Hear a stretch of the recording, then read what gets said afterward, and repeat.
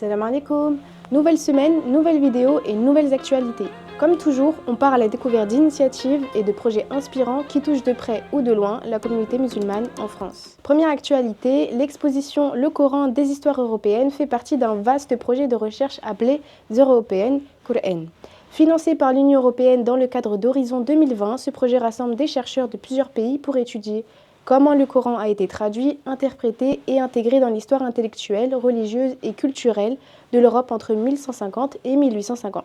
Après avoir fait étape à Nantes tout l'été, l'exposition voyage désormais à Grenade, en Espagne, après être passée par Vienne et Tunis. Une initiative européenne qui met en lumière la place du Coran dans l'histoire commune des cultures.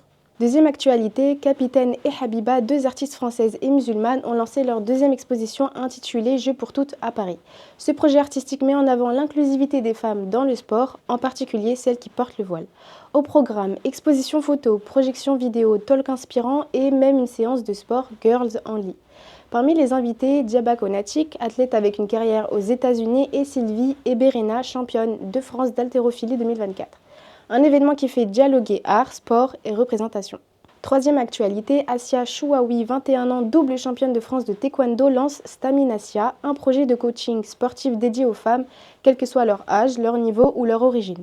Avec une licence STAPS en poche, elle propose des séances de remise en forme, de préparation physique, de body taekwondo et même des conseils nutritionnels. Un projet pensé pour permettre à toutes les femmes de reprendre confiance et de performer dans un cadre bienveillant et motivant.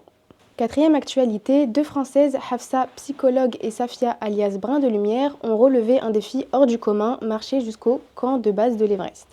Un périple physique et spirituel, mais aussi solidaire, elles ont récolté plus de 21 000 € pour l'ONG Life afin de financer des puits dans des régions qui manquent cruellement d'eau.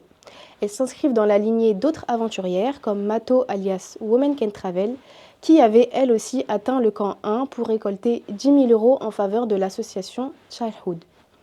Au-delà du sport, ces femmes montrent que chaque pas peut devenir une source de vie et d'inspiration pour la prochaine génération. Voilà pour les actus de la semaine. Entre art, sport, culture et solidarité, on voit que la communauté franco-musulmane continue d'innover et d'inspirer.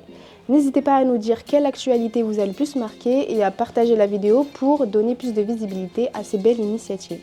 Si vous avez des actualités qu'on pourrait partager, n'hésitez pas à nous les envoyer. On se retrouve la semaine prochaine pour de nouvelles découvertes. Inch'Allah. Salam alaikum.